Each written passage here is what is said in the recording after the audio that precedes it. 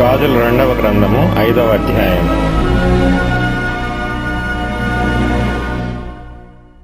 Syria రాజు సైన్యాధిపతి అయిన నయమాను అనునొకడుండెను. అతని చేత యెహోవాయే సిరియా దేశమునకు జయము కలుగజేసి ఉండెను గనుక అతడు తన యజమానుని దృష్టికి గనుడై దయ పొందినవాడాయెను. అతడు మహాపరాక్రమశాలి అయి ఉండెను గాని అతడు కుష్ఠరోగి. సిరియనులు గుంపు గుంపులుగా బయలుదేరి ఇశ్రాయేలు దేశం మీదికి పోయి ఉండిరి. వారతడి నుండి ఒక చిన్నదాని చెరగొని తేగ అది నయమాను భార్యకు పరిచారము చేయుచుండెను. అది షోమ్రోన్లోనున్న ప్రవక్త దగ్గర నా ఏలినవాడు ఉండవలెనని నేనెంతో కోరుచున్నాను. అతడు నా ఏలినవానికి కలిగిన కుష్ఠరోగమును బాగుచేయునని తన యజమానురాలితో అనెను.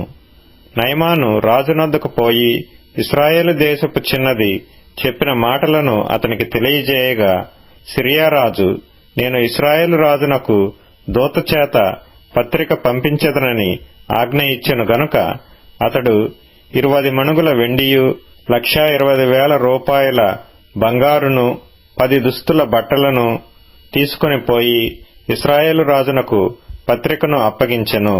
ఆ పత్రికలో ఉన్న సంగతి ఏదనగా, నా సేవకుడైన నయమానునకు కలిగిన కుష్ఠరోగమును నీవు బాగు చేయవలనని ఈ పత్రికను అతని చేత నీకు పంపించియున్నాను.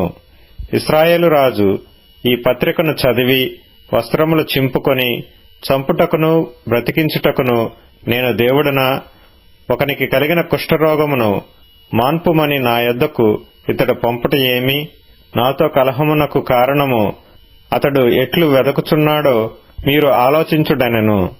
ఇశ్రాయేలు రాజు తన వస్త్రమును చింపుకొనిన సంగతి దైవజనుడైన ఎలీషాకు వినబడినప్పుడు అతడు, నీ వస్త్రములు నీవెందుకు చింపుకొంటివి? ఇశ్రాయేలులో ప్రవక్త ఒకడున్నాడని అతనికి తెలియబడినట్లు అతని నా యొద్దకు రానిమ్ము అని రాజునకు వర్తమానము చేసెను. నయమాను గుర్రములతోనూ రథములతోనూ వచ్చి ఎలీషా ఇంటి ద్వారము ముందర నిలిచియుండగా, ఎలీషా, నీవు యొర్దాను నదికి పోయి 7 మార్లు స్నానము చేయుము. నీ ఒళ్ళు మరలా బాగై నీవు శుద్ధుడు వగుదువని అతనితో చెప్పుటకు ఒక దూతను పంపెను. అందుకు నయమాను కోపము తెచ్చుకొని తిరిగి పోయి ఇట్లనెను, అతడు నా యొద్దకు వచ్చి నిలిచి తన దేవుడైన యెహోవా నామమును బట్టి తన చెయ్యి రోగముగా ఉన్న స్థలము మీద ఆడించి కుష్ఠరోగమును మాన్పునని నేననుకుంటిని. దమస్కు నదులైన అబానాయును ఫర్పరును ఇశ్రాయేలు దేశములోని నదులన్నిటికంటే శ్రేష్టమైనవి కావా? వాటిలో స్నానము చేసి శుద్ధి నొందలేనా అని అనుకొని రౌద్రుడై తిరిగి వెళ్లిపోయెను. అయితే అతని దాసులలో ఒకడు వచ్చి, నాయనా, ఆ ప్రవక్త ఏదైనానొక గొప్ప కార్యము చేయుమని నియమించిన ఎడల నీవు చేయకుందువా? అయితే స్నానము చేసి శుద్ధుడవు కమ్మను మాట దానికంటే మేలు కాదా అని చెప్పినప్పుడు అతడు పోయి దైవజనుడు చెప్పినట్లు యొర్దాను నదిలో 7 మార్లు మునుగగా అతని దేహము పసిపిల్ల దేహము వలెనై అతడు శుద్ధుడాయెను. అప్పుడతడు తన పరివారంతో కూడా దైవజనుని దగ్గరకు తిరిగి వచ్చి అతని ముందర నిలిచి, చిత్తగించుము, ఇశ్రాయేలులోనున్న దేవుడు తప్ప లోకమంతటి యందును మరి ఒక దేవుడు లేడని నేను ఎరుగుదును. ఇప్పుడు నీవు నీ దాసుడైన నా యొద్ద బహుమానము తీసుకొనవలసినదని అతనితో చెప్పగా, ఎలీషా, ఎవని సన్నిధిని నేను నిలువబడి ఉన్నానో ఇశ్రాయేలు దేవుడైన ఆ యెహోవా జీవము తోడు నేనేమియూ తీసుకొనను అని చెప్పెను. నయమాను అతనిని ఎంతో బతిమాలినను అతడు ఒప్పకపోయెను. అప్పుడు యెహోవాకు తప్ప దహన బలినైనను మరి ఏ బలినైనను ఇతరమైన దేవతలకు నేనిక అర్పింపను. 2 కంచరగాడిదల మోయుపాటి మన్ను నీ దాసుడనైన నాకు ఇప్పించకూడదా? నా యజమానుడు రొక్కుటకు రిమ్మోను గుడిలో చొచ్చి నా చేతి మీద ఆనుకున్నప్పుడు నేను రిమ్మోను గుడిలో నమస్కారము చేసిన ఎడల రిమ్మోను గుడిలో నేను నమస్కారము చేసిన సంగతిని గూర్చి యెహోవా నీ దాసుడనైన నన్ను క్షమించునుగాకని నయమాను చెప్పగా, ఎలీషా నెమ్మది కలిగి పొమ్మని అతనికి సెలవిచ్చెను. అతడు ఎలీషా యొద్ద నుండి వెళ్లి కొంత దూరము సాగిపోయెను. అంతటా దైవజనుడైన ఎలీషాకు సేవకుడగు గేహజీ సిరియనుడైన ఈ నయమాను తీసుకుని వచ్చిన వాటిని అంగీకరించుటకు నా యజమానునికి మనసు లేకపోయెను గాని యెహోవా జీవము తోడు నేను పరిగెత్తుకొని పోయి అతని కలుసుకొని అతని యొద్ద ఏదైనను తీసుకొందుననుకొని నయమానును కలిసికొనుటకై పోవుచుండగా నయమాను తన వెనుక నుండి పరుగున వచ్చుచున్న వానిని చూచి తన రథము మీద నుండి దిగి వానిని ఎదుర్కొని క్షేమమా అని అడిగెను. అతడు క్షేమమే అని చెప్పి, నా యజమానుడు నా చేత వర్తమానము పంపి ప్రవక్తల శిష్యులలో 2 యవనులు ఎఫ్రాయిము మన్యము నుండి నా యొద్దకు ఇప్పుడే వచ్చిరి గనుక నీవు వారి కొరకు 2 మనుగుల వెండియు 2 దుస్తుల బట్టలను దయచేయమని సెలవిచ్చుచున్నాడనెను. అందుకు నయమాను, నీకు అనుకూలమైతే రెట్టింపు వెండి తీసుకొనుమని బతిమాలి 2 సంచులలో 4 మణుగుల వెండిని కట్టి 2 దుస్తుల బట్టలనిచ్చి తన పనివారిలో 2 మీద వాటిని వేయగా వారు గేహజీ ముందర వాటిని మోసుకొని పోయిరి. మెట్ల దగ్గరకు వారు రాగానే వారి యొద్ద నుండి గేహజీ వాటిని తీసుకొని ఇంటిలో దాచి వారికి సెలవీయగా వారు వెళ్లిపోయిరి. అతడు లోపలికి పోయి తన యజమానుని ముందర నిలవగా ఎలీషా వానిని చూచి, గేహజీ నీవెచ్చట నుండి వచ్చితివని అడిగినందుకు వాడు, నీ దాసుడనైన నేను ఎచ్చటికి పోలేదనెను. అంతట ఎలీషా వానితో, ఆ మనుష్యుడు తన రథము దిగి నిన్ను ఎదుర్కొనుటకు తిరిగి వచ్చినప్పుడు నా మనస్సు నీతో కూడా రాలేదా? ద్రవ్యమును వస్త్రములను ఒలీవ చెట్ల తోటలను ద్రాక్ష తోటలను గొర్రెలను ఎడ్లను దాసదాసీలను సంపాదించుకొనుటకు ఇది సమయమా? కాబట్టి నయమానునకు కలిగిన కుష్టు నీకును నీ సంతతికిని సర్వకాలము అంటియిండును అని చెప్పగా వాడు మంచువలే తెల్లనైన కుష్ఠము కలిగి ఎలీషా ఎదుటి నుండి బయటికి వెళ్ళెను.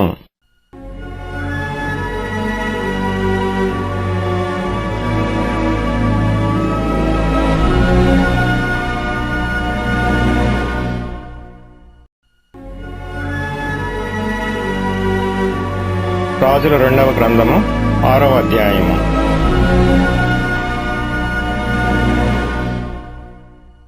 అంతటా ప్రవక్తల శిష్యులు ఎలీషా యొద్దకు వచ్చి, ఇదిగో నీ యొద్ద మాకున్న స్థలము ఇరుకుగానున్నది. నీ సెలవైతే మేము యొర్దాను నదికి పోయి తలా యొక్క మ్రాను అచ్చటి నుండి తెచ్చుకొని మరి ఒక చోట నివాసము కట్టుకొందుమని మనవి చేయగా అతడు వెళ్ళుడని ప్రత్యుత్తరమిచ్చెను. ఒకడు, దయచేసి నీ దాసులమైన మాతో కూడా నీవు రావాలనని కోరగా అతడు, నేను వచ్చేదనని చెప్పి వారితో కూడా పోయెను. వారు యొర్దానునకు వచ్చి మ్రానులు నరుకుచుండిరి. ఒకడు దూలము నరుకుచున్నప్పుడు గొడ్డలి ఊడి నీటిలో పడిపోగా వాడు, అయ్యో నా ఏలినవాడా, అది ఎరవ తెచ్చినదని మొర్రపెట్టిన గనుక ఆ దైవజనుడు అదెక్కడ పడినని అడిగెను. వాడు అతనికి ఆ స్థలమును చూపింపగా అతడు కొమ్మ ఒకటి నరికి నీళ్లలో వేయగా గొడ్డలి తేలెను. అతడు దానిని పట్టుకొనమని వానితో చెప్పగా వాడు తన చెయ్యి చాపి దానిని పట్టుకొనెను. సిరియారాజు ఇశ్రాయేలుతో యుద్ధము చేయవలనని కోరి తన సేవకులతో ఆలోచన చేసి ఫలాని స్థలమందు మన దండుపేట ఉంచుదమని చెప్పెను. అయితే ఆ దైవజనుడు ఇశ్రాయేలు రాజునకు వర్తమానము పంపి, ఫలాని స్థలమునకు నీవు పోవద్దు, అచ్చటికి సిరియన్లు వచ్చి దిగియున్నారని తెలియజేసిన గనుక ఇశ్రాయేలు రాజు దైవజనుడు తనకు తెలిపి హెచ్చరిక చేసిన స్థలమునకు పంపి సంగతి తెలుసుకొని తన వారిని రక్షించుకొనెను. ఈలాగు మాటిమాటికి జరుగుచూ వచ్చినందున సిరియారాజు కల్లోలపడి తన సేవకులను పిలిచి, మనలో ఇశ్రాయేలు రాజు పక్షము వహించిన వారెవరైనది మాకు తెలియజెప్పరాదా అని వారినడుగగా అతని సేవకులలో ఒకడు, రాజవైన నా ఏలినవాడా, ఇశ్రాయేలు రాజు పక్షమున ఎవరునూ లేరుగాని ఇశ్రాయేలులోనున్న ప్రవక్తయగు ఎలీషా మీ అంతఃపురమందు మీరు అనుకొనిన మాటలు ఇశ్రాయేలు రాజునకు తెలియజేయుననెను. అందుకు రాజు, మేము మనుషులను పంపి అతని తెప్పించున్నట్లు నీవు వెళ్లి అతడుండు చోటు చూచి రమ్ము అని సెలవీయగా అతడు దోతానులో ఉన్నాడని వర్తమానము వచ్చెను. కాబట్టి రాజు అతడికి గుర్రములను రథములను గొప్ప సైన్యమును పంపెను. వారు రాత్రివేళ వచ్చి నలుదిశలను పట్టణమును చుట్టుకొనగా దైవజనుడైన అతని పనివాడు పెందలకడ లేచి బయటికి వచ్చినప్పుడు గుర్రములను రథములను గల సైన్యము పట్టణమును చుట్టుకొని ఇండుట కనబడెను. అంతటా అతని పనివాడు, అయ్యో నా ఏలినవాడా, మనము ఏమి చేయుదమని ఆ దైవజనునితో అనగా, అతడు, భయపడవద్దు, మన పక్షముననున్నవారు వారికంటే అధికులై ఉన్నారని చెప్పి, యెహోవా వీడు చూచున్నట్లు దయచేసి వీని కండ్లను తెరువుమని ఎలీషా ప్రార్థన చేయగా, యెహోవా ఆ పనివాని కండ్లను తెరవచేసిన గనుక వాడు ఎలీషా చుట్టూను పర్వతము అగ్ని గుర్రముల చేత రథముల చేతను నిండియుండుట చూచెను. ఆ దండువారు అతని సమీపించినప్పుడు ఎలీషా ఈ జనులను అంధత్వంతో మొత్తుమని యెహోవాను వేడుకొనగా, ఆయన ఎలీషా చేసిన ప్రార్థన చొప్పున వారిని అంధత్వంతో మొత్తెను. అప్పుడు ఎలీషా, ఇది మార్గము కాదు, ఇది పట్టణము కాదు, మీరు నా వెంట వచ్చిన ఎడల మీరు వెదుకువాని యొద్దకు మిమ్మును తీసుకుని పోదునని వారితో చెప్పి షోమ్రోను పట్టణమునకు వారిని నడిపించెను. వారు షోమ్రోనులోనికి వచ్చినప్పుడు అతడు, యెహోవా వీరు చూచినట్లు వీరి కండ్లను తెరువుమని ప్రార్థన చేయగా, యెహోవా వారి కండ్లను తెరవచేసిన గనుక వారు తాము షోమ్రోను మధ్య ఉన్నామని తెలుసుకొనిరి. అంతటా ఇశ్రాయేలు రాజు వారిని పారజూచి, నాయనా వీరిని కొట్టుదునా అని ఎలీషాను అడగగా, అతడు, నీవు వీరిని కొట్టవద్దు, నీ కత్తి చేతను నీ వింటి చేతను నీవు చెరపట్టిన వారినైనను కొట్టుదువా? వారికి భోజనము పెట్టించి వారు తిని త్రాగిన తరువాత వారు తమ యజమానుని యొద్దకు వెళ్ళుదురని చెప్పెను. అతడు వారి కొరకు విస్తారమైన భోజన పదార్థములను సిద్ధపరచగా వారు అన్నపానములు పుచ్చుకొని రాజు సెలవు పొంది తమ యజమానుని యొద్దకు పోయిరి. అప్పటి నుండి సిరియనుల దండువారు ఇశ్రాయేలు దేశంలోనికి వచ్చుట మానిపోయెను. అటు తర్వాత సిరియారాజైన బెన్హదదు తన సైన్యమంతటినీ సమకూర్చుకొని వచ్చి షోమ్రోనునకు ముట్టడి వేసెను. అప్పుడు షోమ్రోనులో గొప్ప క్షామము కలిగియుండగా గాడిద యొక్క తల 80 రూపాయలకును అరపావు పావురపు రెట్ట 5 రూపాయలకును అమ్మబడిను. వారు అంత కఠినముగా ముట్టడి వేసియుండిరి. అంతటా ఇశ్రాయేలు రాజు పట్టణపు ప్రాకారము మీద సంచారం చేయగా ఒక స్త్రీ రాజును చూచి, రాజువైన నా ఏలినవాడా, సహాయము చేయమని కేకలు వేయుట విని, యెహోవా నీకు సహాయము చేయనిది నేనెక్కడ నుండి నీకు సహాయము చేయుదును? కళ్ళములో నుండి అయినను ద్రాక్షగానుగలో నుండి అయినను దేనినైనను ఇచ్చి సహాయము చేయ వల్లపడదని చెప్పి, నీ విచారమునకు కారణమేమని అడుగగా, అది, ఈ స్త్రీ నన్ను చూచి, నేటి ఆహారమునకు నీ బిడ్డను ఇమ్ము, రేపు మనము నా బిడ్డను భక్షించుదము అని చెప్పినప్పుడు, మేము నా బిడ్డను వంట చేసుకొని తింటిమి. అయితే మరునాటి యందు నేను దాని చూచి, నేటి ఆహారమునకు నీ బిడ్డను ఇమ్మని అడిగితిని గాని అది తన బిడ్డను దాచిపెట్టినని చెప్పెను. రాజు ఆ స్త్రీ మాటలు విని తన వస్త్రములను చింపుకొని ఇంకా ప్రాకారము మీద నడిచిపోవుచుండగా జనులు అతనిని తేరి చూచినప్పుడు లోపల అతని ఒంటి మీద గోనెపట్ట కనబడెను. తరువాత రాజు, షాపాతు కుమారుడైన ఎలీషా యొక్క తల ఈ దినమున అతని పైన నిలిచియున్న ఎడల దేవుడు నాకు గొప్ప అపాయము కలుగజేయునుగాక అనెను. అయితే ఎలీషా తన ఇంట కూర్చుండి ఉండగా పెద్దలను అతనితో కూడా కూర్చుండి ఉన్నప్పుడు రాజు ఒక మనిషిని పంపెను. ఆ పంపబడిన వాడు ఎలీషా దగ్గరకు రాక మునుపే అతడు ఆ పెద్దలను చూచి, ఈ నరహంతకుని కుమారుడు నా తలను కొట్టివేయుటకు ఒకని పంపియున్నాడని మీకు తెలిసినదా? మీరు కనిపెట్టియుండి ఆ దూత రాగా వాడు లోపలికి రాకుండా తలుపుతో వానిని వెలుపలికి తోసి తలుపు మూసివేయడి. వాని యజమానుని కాళ్ల చప్పుడు వాని వెనుక వినబడును గదా అని వారితో చెప్పుచుండగా ఆ దూత అతని యొద్దకు వచ్చెను. అంతట రాజు, ఈ కీడు యెహోవా వలననైనది, నేను ఇక ఎందుకు యెహోవా కొరకు కనిపెట్టి ఉండవలెననెను.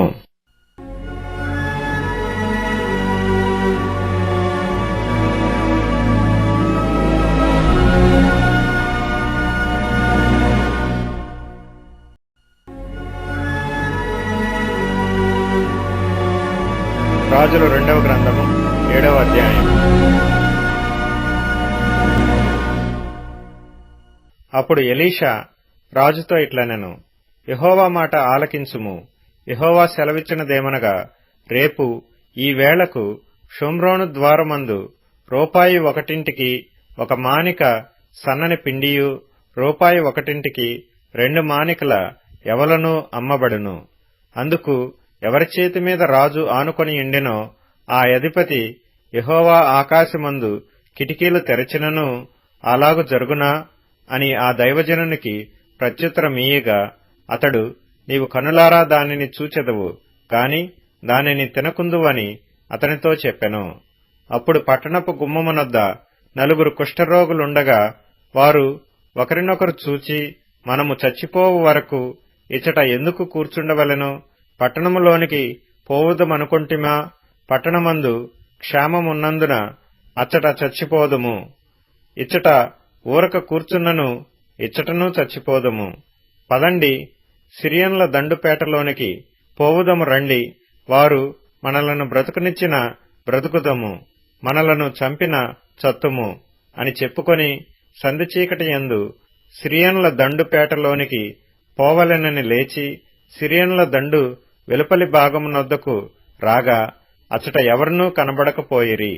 యెహోవా రథముల ధ్వనియు, గుర్రముల ధ్వనియు, గొప్ప సమూహపు ధ్వనియు సిరియనుల దండునకు వినబడినట్లు చేయగా, వారు మన మీదికి వచ్చుటకై ఇశ్రాయేలు రాజు హిత్తీయుల రాజులకును ఐగుప్తీయుల రాజులకును బత్తెమిచ్చియున్నాడని సిరియనులు ఒకరితోనొకరు చెప్పుకొని లేచి తమ గుడారములలోనైనను, గుర్రములలోనైనను, గాడిదలలోనైనను, దండుపేటలోనున్న వాటిలోనైనను ఏమీయూ తీసుకొనకయే తమ ప్రాణములు రక్షించుకొనుట చాలుననుకొని సంధి చీకటిని ఉన్నది ఉన్నట్లుగా పేట విడిచి పారిపోయియుండిరి.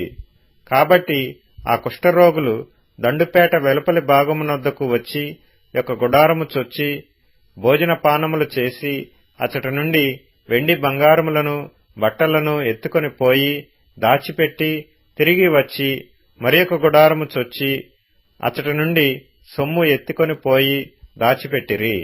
వారు, మనము చేయునది మంచి పని కాదు, నేటి దినము శుభవర్తమానము గల దినము, మనము ఊరుకొన నేల, తెల్లవారు వరకు మనము ఇచ్చట నుండిన ఎడల ఏదైననొక అపాయము మనకు సంభవించును. గనుక మనము వెళ్లి రాజు ఇంటివారితో సంగతి తెలియజెప్పుదుము రండని ఒకరితోనొకరు చెప్పుకొని వచ్చి పట్టణపు ద్వారపాలకుని పిలిచి, మేము సిరియన్ల దండుపేటకు పోతిమి, అచ్చట ఏ మనిషియూ కనబడలేదు, మనిషి చప్పుడైననూ లేదు, కట్టబడిన గుర్రములను కట్టబడిన గాడిదలను ఉన్నవి గాని గుడారముల దగ్గర ఎవరునూ లేరని వారితో అనగా, వాడు ద్వారపాలకుని పిలిచెను. వారు లోపలనున్న రాజు ఇంటివారితో ఆ సమాచారము తెలియజెప్పగా, రాజు రాత్రియందు లేచి తన సేవకులను పిలిచి, సిరియనులు మనకు చేసిన దానిని నేను మీకు చూపింతును. మనము ఆకలితోనున్న సంగతి వారికి తెలిసియున్నది. గనుక వారు పట్టణములో నుండి బయటికి వచ్చిన ఎడల మనము వారిని సజీవులనుగా పట్టుకొని పట్టణమందు ప్రవేశింపగలమని యోచన చేసి పేట విడిచి పొలములోనికి పోయి పొంచియున్నారని వారితో అనెను. అప్పుడు అతని సేవకులలో ఒకడు ఈలాగ మనవి చేసెను, ఇంతకు ముందు ఇశ్రాయేలు వారలలో బహుమంది మనుష్యులు లయమైపోయిరు గదా, ఇక 5 లయమైపోవుట అబ్బురమా? నీకు అనుకూలమైన ఎడల పట్టణమందు మిగిలియున్న రౌతులలో 5 తీసుకొని పోనిమ్ము, మనము వారిని పంపి చూచెదమని చెప్పెను. వారు జోడు రథములను వాటి గుర్రములను తీసుకొనగా సిరియనుల సైన్యము వెనుకపోయి చూచి రన్నని రాజు వారికి సెలవిచ్చి పంపెను. కాబట్టి వారు వారి వెనుక యొర్దాను నది వరకు పోయి, సిరియనులు తొందరగా పోవచ్చు పోయినంత లెక్క పారవేసిన వస్త్రములను సామానులను చూచి ఆ దూతలు తిరిగి వచ్చి రాజుతో సంగతి చెప్పగా, జనులు బయలుదేరి సిరియనుల దండుపేటను దోచుకొనిరి. కాబట్టి యెహోవా మాట చొప్పున రూపాయి 1 ఒక మానిక సన్నని పిండియు 2 మానికల యవలును అమ్మబడెను. ఎవని చేతి మీద రాజు ఆనుకొని ఉండెనో ఆ అధిపతి ఆ ద్వారమున నిలువబడుటకు నిర్ణయింపబడగా రాజు దైవజనుని యొద్దకు వచ్చినప్పుడు ఆ దైవజనుడు అతనితో చెప్పిన ప్రకారము ద్వారమందు జనుల త్రొక్కుడు చేత అతడు మరణమాయెను. మరియు రూపాయి ఒకటింటికి 2 మానికల యవలను, రూపాయి ఒకటింటికి 1 మానిక సన్నని పిండియు రేపు ఈ వేళప్పుడు షోమ్రోనులో అమ్మబడునని దైవజనుడు రాజుతో చెప్పిన మాట నెరవేరెను. ఆ అధిపతి, యెహోవా ఆకాశమందు కిటికీలు తెరచినను అది జరుగునా అని ఆ దైవజనునితో చెప్పగా అతడు, నీవు కనులారా చూచెదవు గాని దానిని తినకపోదువని ఆ అధిపతితో చెప్పెను. జనులు ద్వారమందు అతని త్రొక్కగా అతడు మరణమాయెను గనుక ఆ మాట ప్రకారము అతనికి సంభవించెను.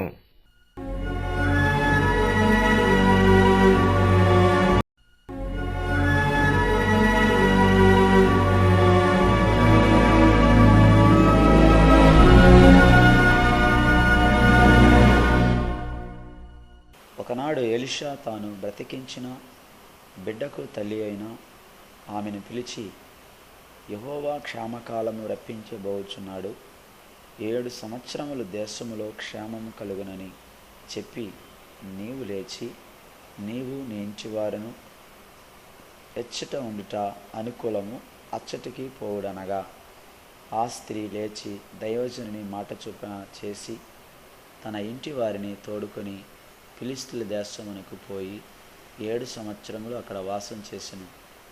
అయితే ఆ 7 సంవత్సరములు గతించిన తర్వాత ఆ స్త్రీ ఫిలిష్తీయుల దేశంలో నుండి వచ్చి తన ఇంటిని గూర్చి భూమిని గూర్చి మనవి చేయుటకై రాజునొద్దకు పోయెను. రాజు దైవజనుని పనివాడగు గేహాజీతో మాట్లాడి, ఎలీషా చేసిన గొప్ప కార్యములన్నిటిని నాకు తెలియజెప్పమని ఆజ్ఞ ఇచ్చి ఉండెను. అతడు ఒక మృత్యునికి ప్రాణం తిరిగి రప్పించిన సంగతి వాడు రాజునకు తెలియజెప్పుచుండగా, ఎలీషా బ్రతికించిన బిడ్డ తల్లి తన ఇంటిని గూర్చి భూమిని గూర్చి రాజుతో మనవి చేయవచ్చును. అంతటా గేహాజీ, నా ఏలిన వాడవైన రాజా, ఆ స్త్రీ ఇదే, మరి ఎలీషా తిరిగి బ్రతికించిన ఈమె బిడ్డ వీడే అని చెప్పగా, రాజు ఆ స్త్రీని అడిగినప్పుడు ఆమె అతనితో సంగతి తెలియజెప్పును. కాబట్టి రాజు ఆమె పక్షముగా ఒక అధిపతిని నియమించి ఆమె సొత్తు యావత్తును, ఆమె దేశం విడిచినప్పటి నుండి నేటి వరకు భూమి ఫలించిన పంట యావత్తును ఆమెకి మరలా ఇమ్మని సెలవిచ్చాను. ఎలీషా దమస్కునికి వచ్చెను. ఆ కాలమున సిరియా రాజైన బెన్హదదు రోగి ఉండి దైవజనుడైన అతడు ఇక్కడికి వచ్చి ఉన్నాడని తెలుసుకుని హజాయేలును పిలిచి, నీవు ఒక కానుకను చేతపట్టుకుని దైవజనుడైన అతనిని ఎదుర్కొనబోయి, ఆ రోగము పోయి నేను బాగుపడుదునా లేదా అని అతని ద్వారా యెహోవా యొద్ద విచారణ చేయమని ఆజ్ఞ ఇచ్చి పంపెను.